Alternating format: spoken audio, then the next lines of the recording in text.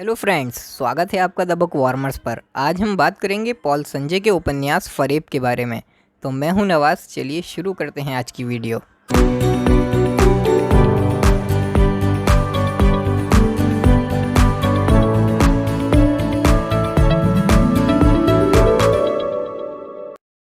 दोस्तों, पॉल संजय 1987 में बिहार के मोतिहारी में पैदा हुए थे।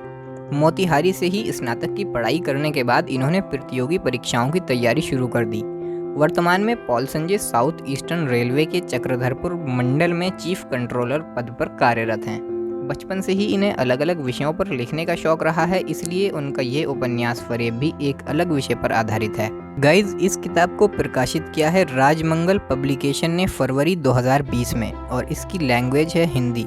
मित्रों, कहानी शुरू होती है महेश नाम के 24 साल के एक बेरोजगार युवक से, जो बैंक की प्रतियोगिता परीक्षा देने मुंबई जाता है।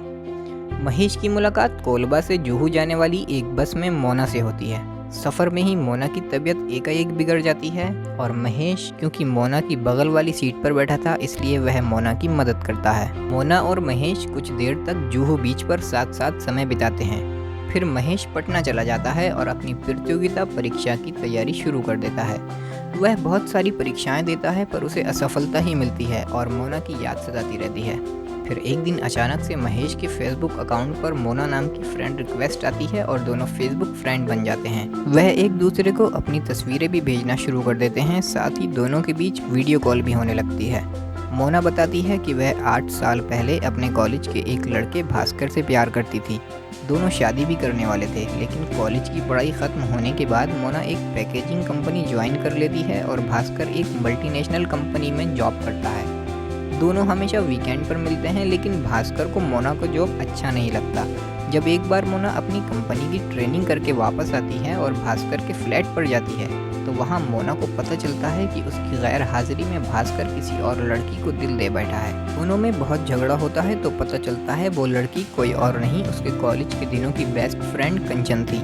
अब मोना और भास्कर का ब्रेकअप हो जाता है। दोस्तों, मोना सदमे से बाहर नहीं आ पाती और सुसाइड करने की कोशिश भी करती है, पर किसी तरह बच जाती है। लेकिन अब वह महेश से प्यार करने लगती है, जबकि वह उससे 6 साल छोटा है। और चूंकि महेश बार बार प्रतियोगी परीक्षाओं में असफल होता रहा है, तो मोना महेश को पहले अपने करियर पर ध्यान देने के लिए बोलती है और वो सारे तरीके बताती है जिससे प्रतियोगिता परीक्षा पास की जा सकती है। मोना दिन रात एक कर महेश के लिए प्रतियोगिता की सारी आवश्यक सामग्री उपलब्ध कराती है। मोना की कोशिश और महेश की मेहनत रंग ले आती है और महेश बैंक पीओ की परीक्षा पास कर जाता है। महेश ने मोना से शादी करने का वादा किया हुआ था, लेकिन जब महेश अपने मम्मी पापा से मोना के साथ शादी कर घर बसाने की बात करता है, तब उसके मम्मी पापा शादी करने से इनकार कर देते हैं। दोस्तों, ये खबर जानकर मोना रोती है, गिड़गिड़ाती है और एक बार फिर उसकी लाइफ में वही पॉइंट आ जाता है और महेश दीपाली नाम की लड़की से शादी कर लेता है।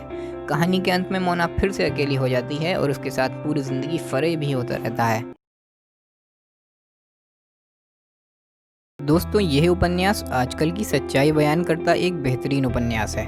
वर्तमान समय में जिस प्रकार युवक युवतियों को इमोशनल ब्लैकमेल कर प्यार के जाल में फंसाने का काम कर रहे हैं, इसी पर यह आधारित है। मोना ने भास्कर से सच्ची मोहब्बत की, लेकिन भास्कर ने प्यार के नाम पर उसके इमोशन से खेला और अंत में उसे धोखा दे दिया। 8 साल के बाद एक बार फिर से मोना को प्यार हुआ, लेकिन फिर भी उसको धोखा ही मिला। दोस्तों, लिखाई की बात करें तो हर एक पेज पर शब्द काफ़ी रोमांचित कर देने वाले हैं। उपन्यास फरेब की कहानी कई लोगों के जीवन से जुड़ी हुई कहानी है और लोग सीधे सीधे इसे अपनी लाइफ से रिलेट कर सकते हैं। साथ ही प्रतियोगी परीक्षा की तैयारी करने वाले सभी छात्रों को यह उपन्यास ज़रूर पढ़ना चाहिए, क्योंकि इसमें प्रतियोगी परीक्षा पास करने के बेहतरीन तरीके सुझाए गए हैं। इसका परचेज लिंक मैंने डिस्क्रिप्शन में दे दिया है, आप वहाँ से ये बुक परचेज कर सकते हैं।